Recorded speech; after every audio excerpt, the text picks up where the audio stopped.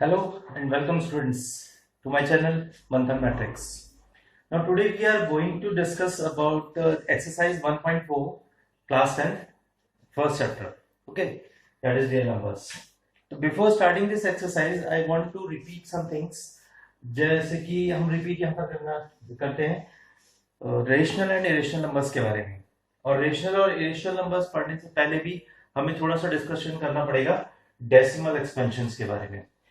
तो अगर आप लोगों को कुछ भी नहीं पता है इसके बारे में तो भी आप इस वीडियो को देखने के बाद सारी चीजें वन बाय वन समझ जाएंगे क्लियरली।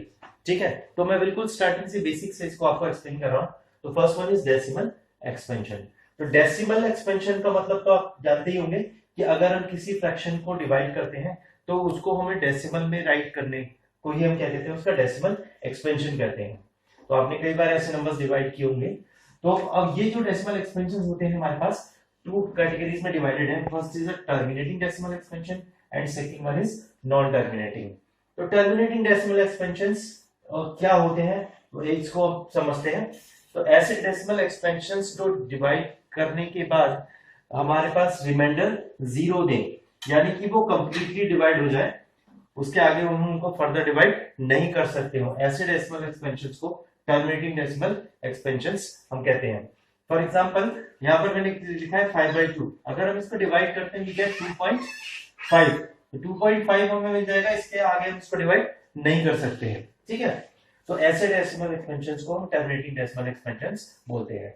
अब बात करते हैं नॉन टर्मिनेटिंग की। अगर हम नॉन टर्मिनेटिंग में आते हैं तो नॉन टर्मिनेटिंग डेसिमल एक्सपेंशंस वो होंगे जो डिवाइड होते जाएं कंटिन्यूअसली, कभी भी वो एंड तक मतलब कभी भी कंप्लीटली डिवाइड ना हो पाए। ऐसे डेसिमल एक्सपेंशंस को हम कहते हैं non terminating decimal expansions, and it can again further divided into two categories. First is repeating और recurring and second one is non repeating और नॉन रिकरिंग। तो जो हमारे पास फर्स्ट वन है इनमें उनको हम कहते हैं नॉन टर्मिनेटिंग एंड रिपीटिंग। तो इसको हम एक साथ बोलेंगे पूरे को, नॉन टर्मिनेटिंग एंड रिपीटिंग। तो नॉन टर्मिनेटिंग और रिपीटिंग, नॉन टर्मिनेटिंग का मतलब तो कंप्लीटली डिवाइड नहीं होना है, और उसको डिवाइड करने पर जो डिजिट्स आएंगे वो हमारे रिपीट होते रहेंगे। ठीक है, तो जैसे अगर हम 10/3 को डिवाइड करते हैं तो वी गेट 3.333। तो 3 इज अ रिपीटिंग वन, तो हम इसको ऐसे भी राइट कर सकते हैं 3.3 बार। ठीक है, तो इसके ऊपर बार लगा देते हैं जो डिजिट रिपीट होती है। इसके बाद आते हैं नॉन टर्मिनेटिंग नॉन रिपीटिंग में। तो जैसे यहाँ पर एग्जांपल लिखा है 22/7। If I divide it 3.1428571429 and so on, तो ये आप देख रहे हो कि डिवाइड भी होते जा रहा है और इसके डिजिट्स रिपीट भी नहीं हो रहे हैं, तो इनको हम बोलते हैं non terminating non repeating decimal expansions. अब ध्यान देने वाली बात ये है कि ये जो टर्मिनेटिंग होते हैं और ये वाले जो नॉन टर्मिनेटिंग रिपीटिंग होते हैं, ये दोनों हमारे किस कैटेगरी के अंदर आते हैं? ये दोनों रेशनल नंबर के अंदर आते हैं। ये दोनों किस तरीके के नंबर्स हैं? ये दोनों रेशनल हैं, जबकि ये वाले जो है non terminating and non repeating, ये हमारे क्या होते हैं? इरेशनल नंबर्स होते हैं। ठीक है, तो यही बेसिक डिफरेंस भी है रेशनल और इरेशनल नंबर्स का, तो ये आपको समझना जरूरी था। तो इसी के बेसिस पे हमें एक्सरसाइज 1.4 को स्टार्ट करना है। तो देखिए, अगर आपको कोई ऐसा नंबर दे दिया जाए, जैसे कि सपोज आई हैव रिटन 132/96, तो क्या आप मुझे बता सकते हैं कि ये टर्मिनेटिंग होगा या नॉन टर्मिनेटिव होगा? तो क्या हमें क्या करना पड़ेगा? हमें इसको डिवाइड करना पड़ेगा, और डिवाइड करने के बाद आप देख रहे हो कि कई बार हमारे पास डेसिमल एक्सपेंशंस इतने लेंथी आ जाते हैं कि ये बहुत ज्यादा टाइम टेकिंग हो जाते हैं। तो यहाँ पर हमारे पास एक थ्योरम है जिसको हम डिस्कस करेंगे, और उससे हम बिना डिवाइड किए हुए ऐसे टर्म्स को बता सकते हैं कि वो टर्मिनेटिंग डेसिमल एक्सपेंशंस होगा या नॉन टर्मिनेटिंग डेसिमल एक्सपेंशंस होगा। ठीक है, तो ये थ्योरम है हमारी, और ये थ्योरम हमारे बुक में, एनसीईआरटी बुक में थ्योरम 1.6 हमें स्टडी करनी है। And this theorem states that कि if we have a number x, अगर हमारे पास कोई नंबर x है जो किस फॉर्म में लिखा गया p/q की फॉर्म में, यानी कि वो एक रेशनल नंबर है, तो ऐसे किसी रेशनल नंबर्स को जब हम डिवाइड करते हैं तो या तो वो क्या होगा? टर्मिनेटिंग होगा या नॉन टर्मिनेटिव होगा।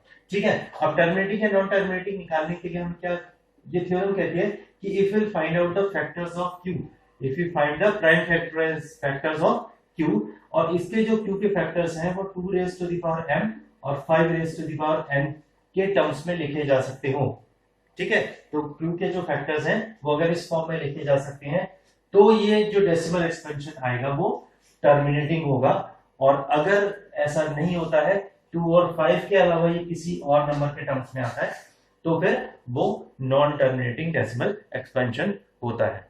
तो आई थिंक थ्योरम से ये टर्म्स बहुत ज्यादा क्लियर अभी नहीं हो रहा होगा आपको, तो मैं एक एक एग्जांपल इसका देता हूँ कि कुछ ऐसे एग्जांपल जो 1.4 एक्सरसाइज के कुछ क्वेश्चंस ले लेते हैं। फर्स्ट पार्ट में जैसे हमारे पास है वन नंबर इज 13/3125, तो ये p अपॉन q की फॉर्म में लिखा गया है, तो हम इसमें q के फैक्टर्स करेंगे। तो यहाँ पर जो q है वो 3125 है, और इसके अगर हम प्राइम फैक्टर्स निकालते हैं 3125 के, तो व्हाट वी गेट 5 से डिवाइड करते हैं, 5 6 30, 1 is 9, 5 2 is 10, 5 5 is 25, again 5 1 2 5, again by 5 we get 25, again divided by 5 we get 5 and 5 1 is 5।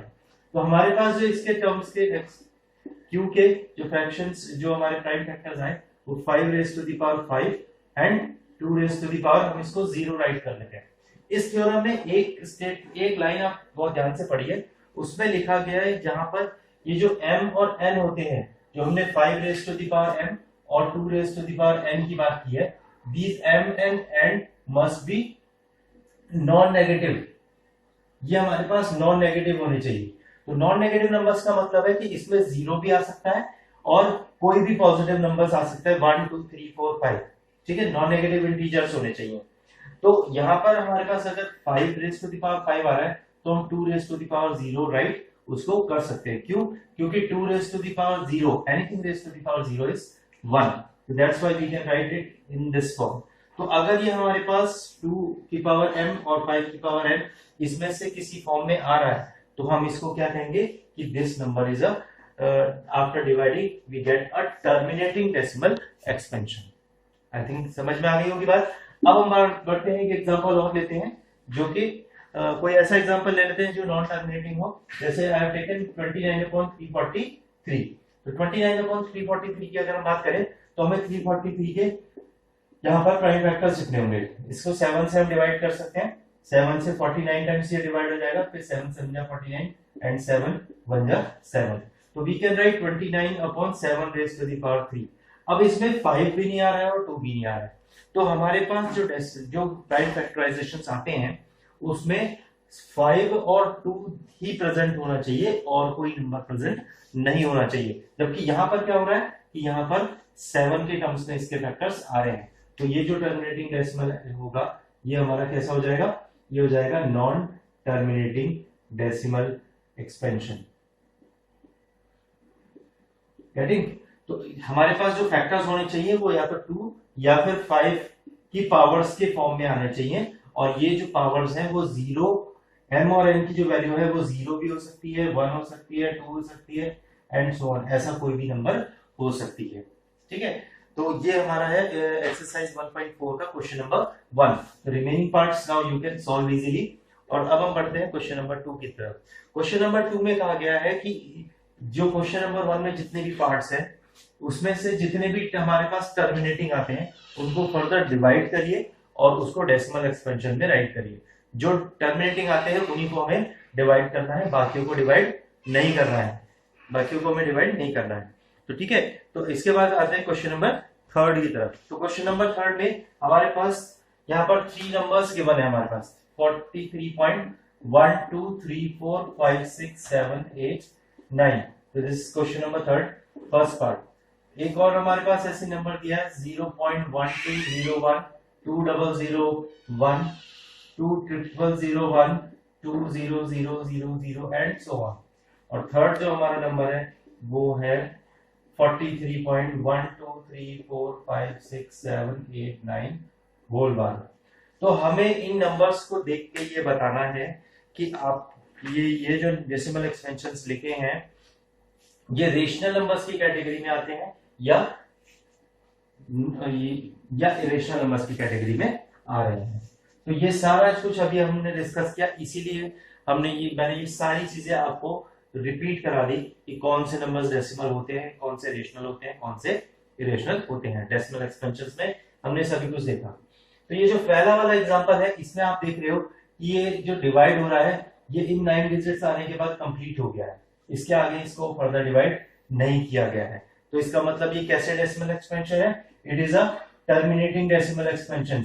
और टर्मिनेटिंग डेसिमल एक्सपेंशन हमें पता है कैसे नंबर्स होते हैं, ये रेशनल नंबर्स होते हैं। तो इसका मतलब जो फर्स्ट वाला पार्ट है वो रेशनल नंबर को, किसी रेशनल नंबर को डेसिमल एक्सपेंशन में राइट किया गया है। Come to the second one, second one में आप देख रहे हो कि ये नॉन टर्मिनेटिंग है, डैश डैश डैश मींस ये आगे फर्दर डिवाइड नहीं हो रहा है, रिपीट नहीं हो रहा है, क्योंकि देखिए 1 2 0 1 2 2 2 0 0 1 1 2 0 0 0 1, और इसमें आप देख रहे हो कि कोई भी रिपीटेशन नहीं हो पा रहा है। जब रिपीटेशन नहीं है तो इसका मतलब ये कौन सी कैटेगरी में आते हैं, ये आते हैं नॉन टर्मिनेटिंग नॉन रिपीटिंग। और नॉन टर्मिनेटिंग नॉन रिपीटिंग को भी हमने डिस्कस किया था कि ये जो नंबर्स होते हैं वो इरेशनल नंबर्स में आते हैं। ठीक है, अब बात करते हैं थर्ड वन की। थर्ड वन में आपके पास जो बार लगा हुआ है, बार लगा है, इसका मतलब ये नंबर्स रिपीट हो रहे हैं। ये कंप्लीटली डिवाइड तो नहीं हो रहे, यानी कि नॉन टर्मिनेटिंग है, लेकिन रिपीटिंग है। तो नॉन टर्मिनेटिंग और रिपीटिंग में क्या होता है कि आपके ये किस कैटेगरी में आएंगे, ये फिर से रेशनल नंबर्स की कैटेगरी में आते हैं। This is the third question of exercise 1.4। तो आई थिंक आपको ये सारी चीजें क्लियर हो गई होंगी। अब हमने बहुत डीपली इसको डिस्कस कर लिया है। अगर फिर भी आपको कोई क्वेरी लगती है कि कोई चीज समझ में नहीं आई है, तो आप फिर से कमेंट बॉक्स में एक बार मुझे लिखें, तो मैं उसको एक बार अगेन कोशिश करूंगा कि आपको और डीपली एक्सप्लेन कर दिया जाए।